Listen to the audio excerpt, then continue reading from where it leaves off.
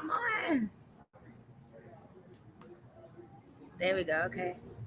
All right. I think we are live. We are live. We are live. So, hey, y'all. I don't know who's watching.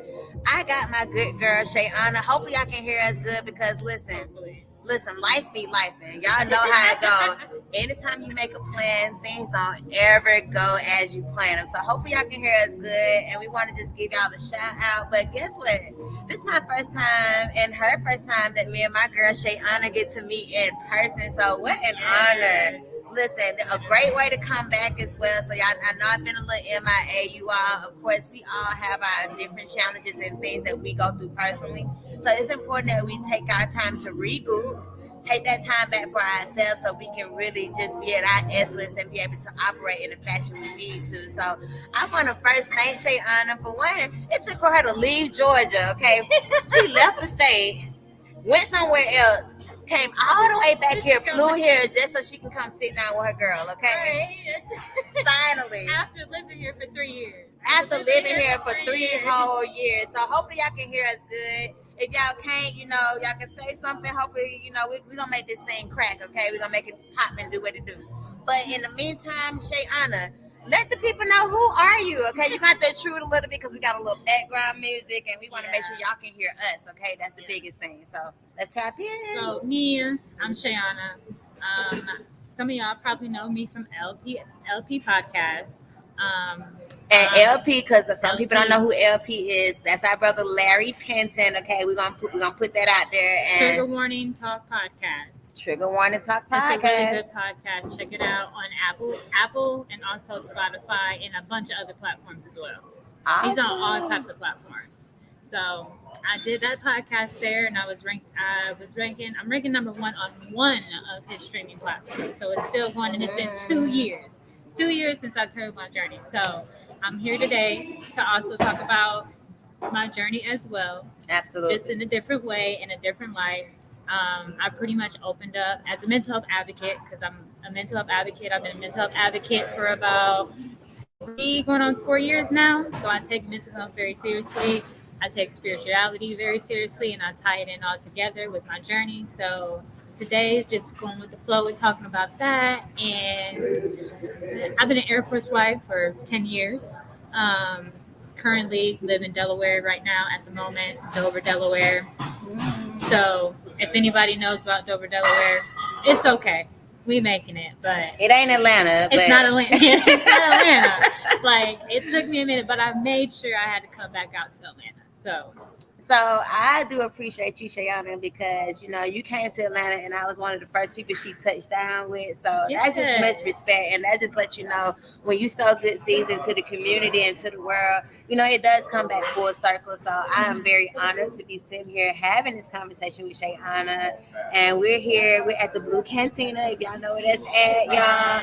Chilling, look, drinking a little drinky drink. Okay, we had to set the vibes, okay.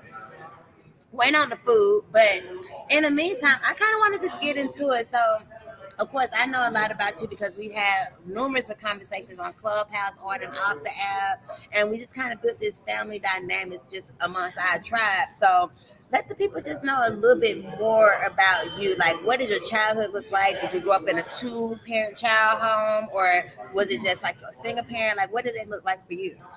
So for me, I grew up in a 2-parent home.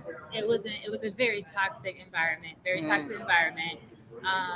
A lot of trauma, a lot of abuse, a lot of triggering things. The person was not my dad. He was my ex-stepdad. My father is not in my life, and my mom did eventually get out of that situation. So with that part, I'm originally from Michigan, and so that journey was really hard. It took a toll on my mom because she had to, I have four brothers, so it was like she couldn't take all of us. You the only girl? I'm the only girl. I'm the oldest of four boys. So I'm the oldest of five. It's funny that we both are the oldest of five siblings, okay? And she has four brothers. But I do have one sister. I had three brothers, and one of my brothers is deceased. May he rest in peace, of course. But that's kind of ironic that you said you were the oldest. And I'm the oldest on my dad's side. I have two amazing, beautiful sisters. Okay. One, she's actually a psychologist. Oh wow! So yeah, she went and got her degree in that. I was gonna do it, but it seems like a lot. I love being a mental health advocate and just advocating for mental health in the community and things like that. Me personally, I'm changing careers and going back into the tech industry. Okay. But I love it for my sister because it's something that I feel like it's really needed, especially for the Black community. Absolutely. For the brown community, and especially for men. Black men. And then we don't see enough of us getting into that field, right? So to go to that, okay. So your sister, so how's that dynamic? So you had two siblings on your dad's side outside of your household, with your mom, and then with your step parent, and then you had your immediate family right there with your siblings. So how was that dynamic growing up?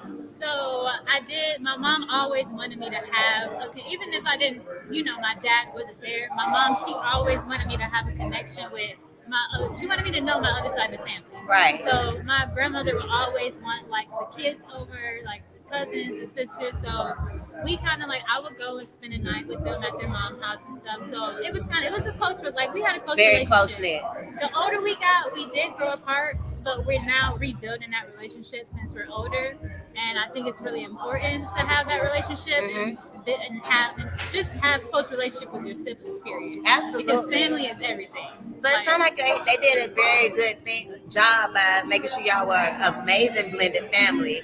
But of course, even in blended families, there's a lot of chaos that you all don't get to, engage in, and you all don't get to see because y'all see this part of us, right? Exactly. So I can understand like the traumatic part of that, and like your siblings, like what's the age difference? What's the age bracket? Well, I will say for like my brothers, one which I did also share as well. He's in prison right now for for a crime he didn't commit.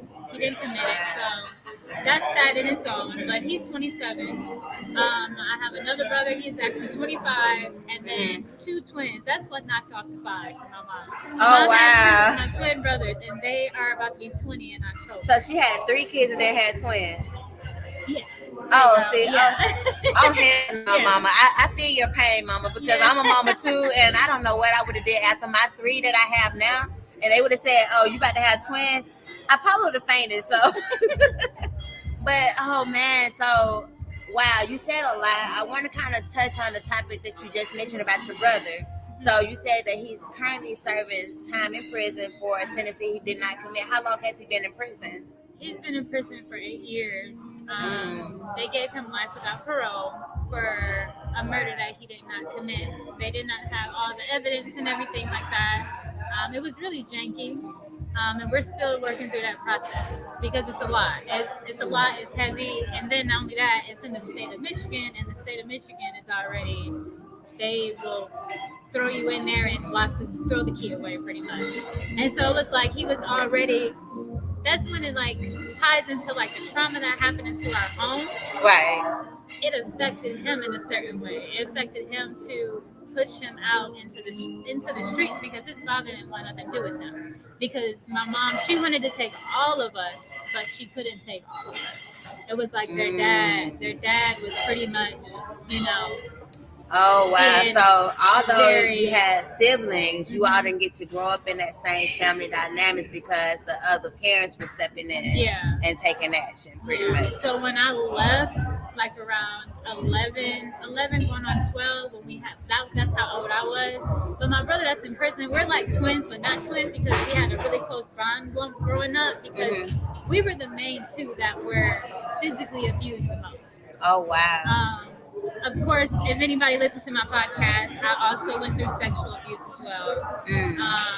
And that was happening in the home by my ex stepdad. I personally don't even like saying the word ex step. It's just words I don't personally like to say, Right. honestly. But that person, so their father, and so that kind of made it difficult to when I finally came out and told my stories and my brothers, it kind of made it difficult for them. Besides my twin brothers, To kind of separate because they yeah, saw their parent or their father as this wholesome dad possibly, yeah, and then they looking at how does this my dad who I see as this amazing person cause this type of trauma to my sister who I love dearly as well. So right, it kind of puts them in the middle, right, and I can kind of relate just being in some family dynamics, not necessarily my stepfather, but someone who was very close and dear to me who traumatized and sexually assaulted my daughter. So, you know, it's a very uncomfortable situation for all parties involved, even the parents. Like, how did your parents deal with that? I would like to know. when I Like, came out and told my mom, I didn't come out and tell my mom until I was like 23. This was after I had started going through some counseling, and it was hard. It was hard for her, and now now it's more easier because we can talk about it, and she was very apologetic about it because she didn't know what was going on. oh wow. She was the breadwinner in the house. Were they She was still the together at the time when you confronted or told her about it? No, we was long gone. I didn't tell her until I became after I got married.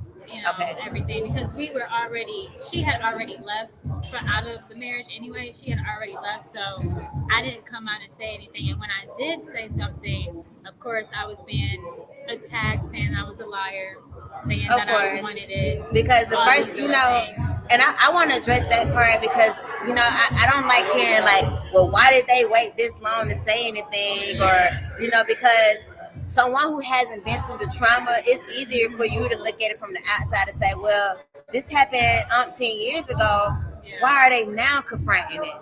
Sometimes a lot of times when you are a victim, you don't even know that you've been victimized until things kind of surface or you go through your own healing journey and then that's when it really comes to surface for you. So it takes you to go through some things to even be comfortable with it within yourself and not feel embarrassed or ashamed about what happened to you. So it's like I don't feel like there's a time limit. It doesn't matter if it happened 10 years ago. If you decide now to speak out about it, that's your right. It's your truth and you have the right to speak your truth. And I think a lot of people shy away from that. So people like us who boldly speak our truth and don't be apologetic about it. I don't feel embarrassed about it because truth be told, if you share your story too, you'd be surprised how many other people went through the exact same thing. I'm actually surprised the people that did listen to my Mm, podcast from LP, how many people listened to it, mm. and the feedback that I got from it from people who actually was able to get through it. Because I wasn't able, like when I tried to go back and Right. listen to it, I couldn't get through it at all. Mm. But it is hard because it's like when you're that age, and me, when it happened to me, I was 9. And then Right. not only that, that person that came in, since my own father wasn't there, I trusted him to, you know, be my father. Like I Right. trusted him, You and want him he, to show up yeah, as that because you wanted that role. Like I think every young girl, okay, so take it even from myself. We want to have that closeness with our fathers, okay? You want to be daddy's little girl. That's always a girl's little dream. It's always her dream to be daddy's little girl. So it's like when you ride from that moment, you're looking for others in the world to fulfill just that void that you no longer have. So right, as your stepfather, you expect that, but then it's like, okay, you have some perpetrators out here who are grooming children. literally, They're literally grooming kids, yeah, and showing it through affection, so it's confusing. So then you engage in behavior that you're not even aware that you're engaging in. exactly, Yep.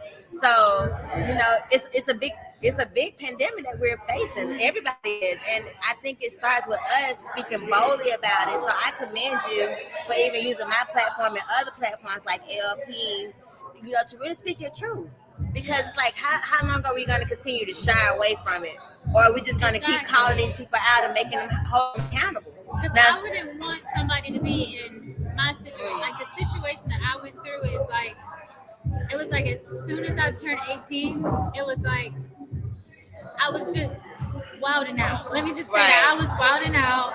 Okay. I was just trying to find my way. But Find then, yourself. yeah, I was trying to find myself, but at the same time, because I I was so young when it happened to me, Right. it was like mentally, it seemed like it was normal, and I still was talking to them. Right. And you just like you don't like people would never understand. I don't know if it was the obligation or the simple fact that I grew up like it's Or just you, or it's almost like you don't want that disappointment for your parent either, because your mom is yeah involved in this situation.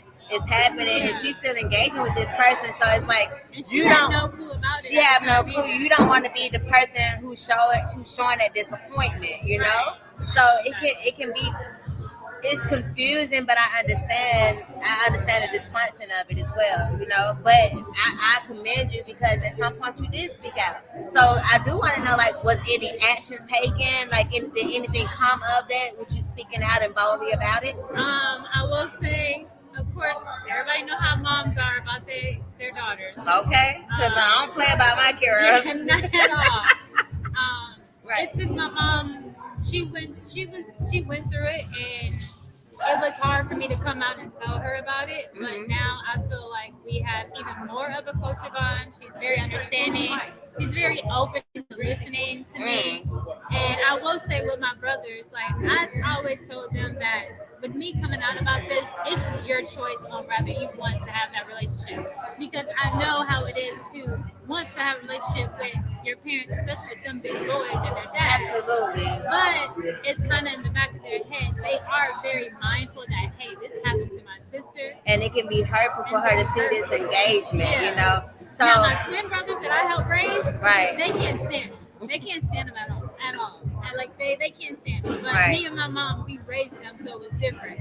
My other absolutely. brothers, they were raised by morally their dad, pretty much. Hmm. So it's just really confusing, and it's like I just want, I want children like when things like that happen instead Hmm. of back then it was different. Like it was just Right. different. Like my mom even was like, It was like one of those, what happened at home "Oh, stays stays in at the home. You house." don't speak about it. It's unspoken, okay? Right. And then it's like when you become an adult. I don't know if your experience was like mine. Like when I became an adult, it was a lot of family secrets coming out, and I'm like, okay. Yeah. And you start hearing about people, and you looked at them, and you had this halo, or you just had this certain view of them, and it tainted your view.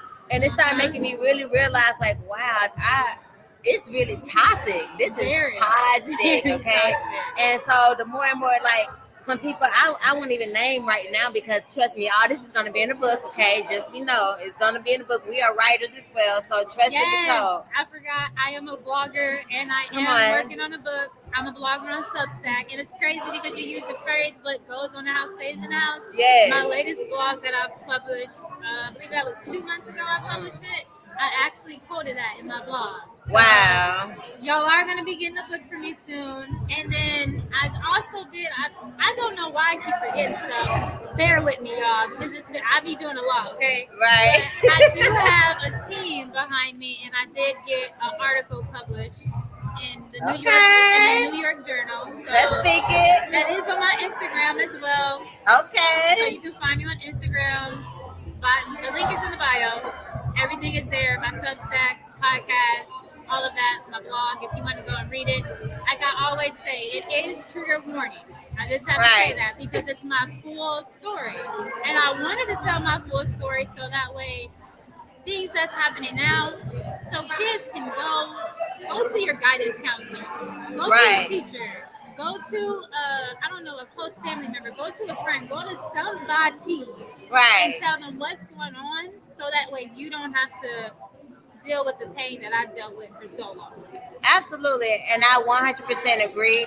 Now, I want to also just give a disclosure. I know, there were some things that could have been triggering within this podcast, so we don't ever want to, be triggering to anyone. So, make sure that you're reaching out to the right support groups. If you need us, of course, we're here, so you can definitely reach out to us directly. But make sure you're reaching out to your advocates. Therapy is very important, okay? I know us in our black communities, we always shied away from it, or it was looked at as a bad thing. But I'm telling you, Mm-hmm. if you don't have a therapist, I don't know what you're doing. So I'm gonna really just put that out there. But we're gonna have exclusive coming up, okay? Not right now because I know it's a little loud, and I really want to be. I want to really dive in even deeper because I just feel that deep connection just to your story and just how it connects to what I have going on, and just how we can just kind of bounce off each other and just share the trauma, but how we got on the other side of it. 'Cause you don't want to stay stuck in the trauma.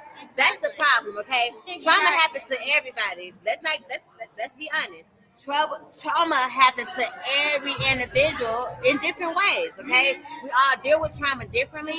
However, it's how you come on the other side of that trauma. And that's really what I want to share. So if you're okay, Shayanna, I would love to have a second interview with you, more of an exclusive interview so we can kind of dive in even deeper, part two.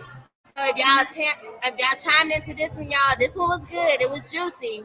But we got more to talk about, okay? But it's a little loud. Plus, look, we got food. Hold on, let me show them this, y'all. We got food. I want to enjoy this little food with my friend, okay, with my good sister, and enjoy her while she's here, so I can send her on her way gracefully. Okay, she's leaving out Sunday.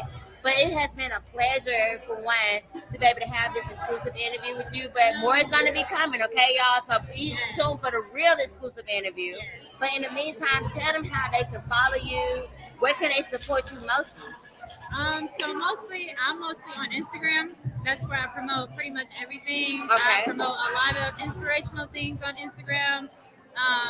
When we get into that exclusive part, I Yes. also promote spirituality as well. Oh. So I'm a huge spiritual person. That's what helped me came up with my What did you journey. feel when you met me? What energy did you get? You was amazing from the get go. Like you just had this like very good aura, just this. Even when it was times where I felt the energy of you being down, you still was just like there to like support. Like we've been on Clubhouse for like Yes. forever and supporting Literally. one another. So it's like And shout out to Clubhouse. Listen, I yes, always do because it was platforms like that that connected me with amazing people like Shayanna, and like she is dear to me. Y'all don't understand. Like we have a fun outside of just Clubhouse and social media. hmm I would encourage you all take the relationships off of just social media. Go meet your people out in real life. It changes the dynamics of the bond and it strengthens it even yes, more. So I feel like this is truly my sister now that we have had yes, time to sit here and break bread together because we about to eat yes. this food and drink on this drink, okay? But in the meantime, we love y'all. But again, tell Yes. them how to follow you once So you again. can follow me on Instagram. It's Beauty Kissel, Kissel, or just Shayanna Allen. My name's in here, right? It's on Yes, here, yeah. it Or you can is. just look me up, Shayanna Allen. My Instagram is public, so obviously for certain reasons. And anything you want to look at, as far as my Substack, like such as my blogs, my podcast with LP on Trigger Warning Talk. And also, if you want to read my article as well, it's also linked in my bio on Instagram. So that's exactly where you can find me and all the information. Or if you want to, you can Google me too. And I Shayanna, we got to get you on the Owl app, okay? So she can start monetizing. So you're gonna be signing up. Look, EA, don't be mad, okay? I know you watching. Thank you, EA. mean, That's hey, my best friend for sure, and he's one of our biggest supporters. yes, he And this is. this here is not only sponsored by Loyalty and everything, but it's sponsored by the LIE Foundation. So I do want you all to tap in. We are building the website as we're speaking, but go to liefoundation.org, okay? And that is our nonprofit organization that is meant to serve our underprivileged youth in our community. So we Yes. need your help to continue to build. But on that note, you heard what they said, blame it on the alcohol because we about to tune up out of Hey, here, baby. hey. Blame it on, hey, hey, hey, Got me got, feeling loose. hey, Hey. hey. Blame it on the alcohol. Blame it on the alcohol. All right, y'all. On that note, we will see y'all next time. Your girl Loyalty is signing out. And Shayanna, I'm out. Thank you for period. having me. It was fun. But yes, be out on the next one. The exclusive, okay? All It's right. coming. I see y'all on All right. Friday coming to you. Bye bye. For now. Alcohol. Hey.